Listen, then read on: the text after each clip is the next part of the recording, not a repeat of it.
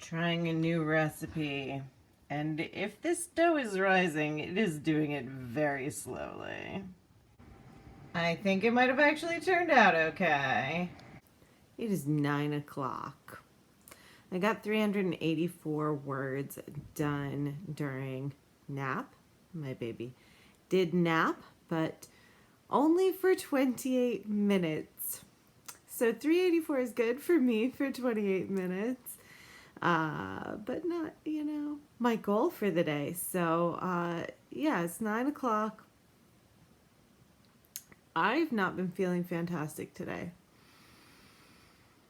I indulged a little while I was readying Easter goodies last night, and there was this truffle egg that I do not regret because it was so delicious. I regret the Cadbury cream egg though. I don't know, I just haven't been feeling great.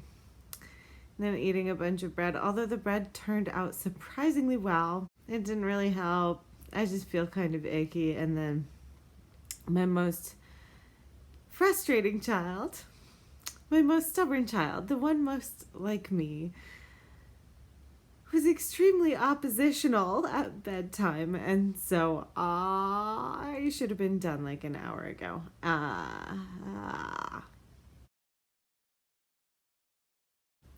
But I'm done now. So 384, and I give myself a sticker, a tiny little adorable star for every 500 words. So if I at least do 116 words tonight, which seems totally doable, I will at least get that star.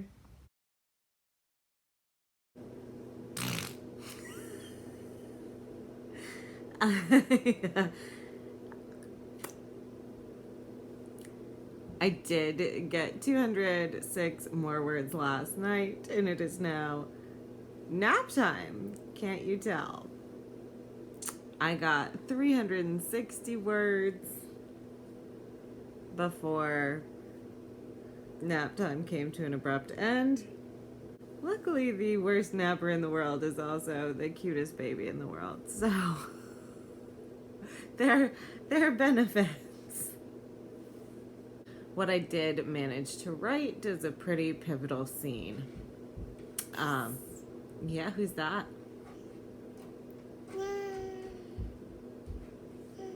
That's a meow. So my character is just starting 7th grade.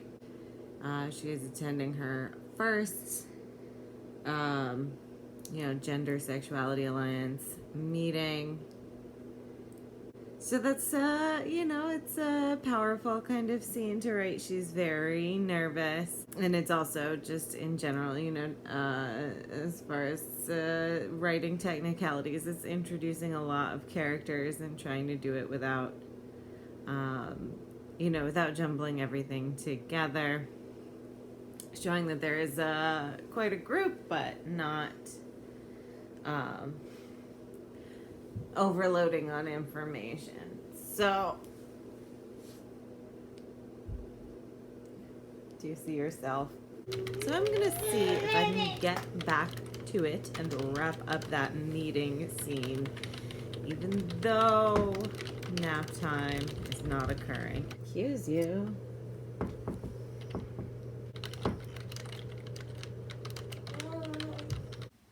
So even though the baby again had an abbreviated nap, I managed to get 893 words during the early afternoon when my other kids were having quiet time. And so that would leave me with 440 more to get to my daily goal of 1333, or just 106 more, 107 more to get to my second star sticker.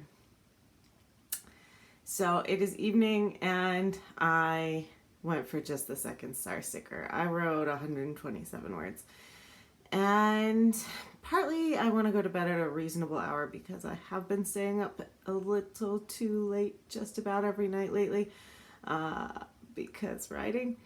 But also I need a little time to think something through. So I knew I wanted to include a ritual, a routine, a little something that my protagonist does that sort of comforts herself. And, you know, I'm a tea maker and always find it comforting not just to drink tea, but to go through the routine of making the tea. I recently read You Don't Know Everything, Jilly Pea by Alex Gino, and the character made a peanut butter and jelly sandwich, but always made it this very special way, and there's the way she ate it, and anyway, whatever. So I wanted my character to have a habit that is a comforting routine for her, and she is about to do that thing, I think. I think if I were her, this is a point at which I would do a comforting routine. And so I need to figure out what it actually is. So I am going to sleep on it.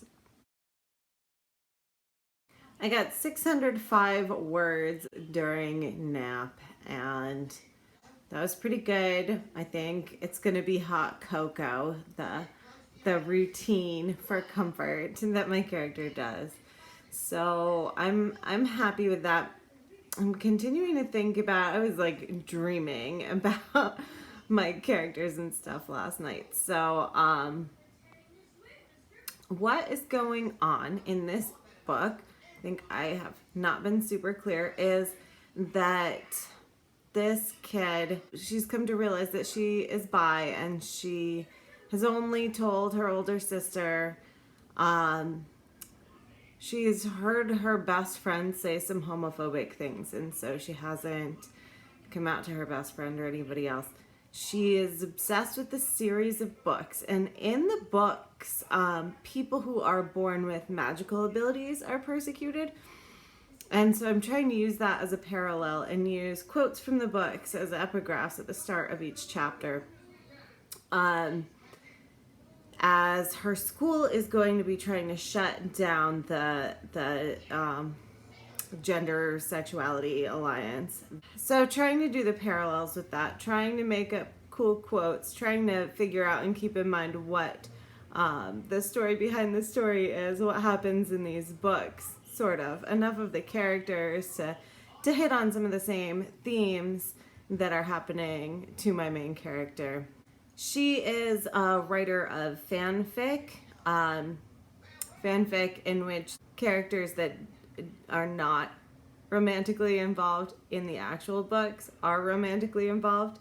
Queer fanfic. And she has always wanted to be a writer, and this is what she writes, and it's a secret from everyone. And she also uses quotes from these books to express herself, and this is very much a me thing. If I can find a quote that says what I mean better than I can, why wouldn't I just say what Winnie the Pooh had to say on the topic or whatever? So the story is going to be ultimately about her learning to use her own voice, learning to learn from rather than just regurgitate what she has read. And so she's going to end up speaking up for herself more, and I think maybe even writing, non-fanfic, writing her own stories with her own characters. So that's what's been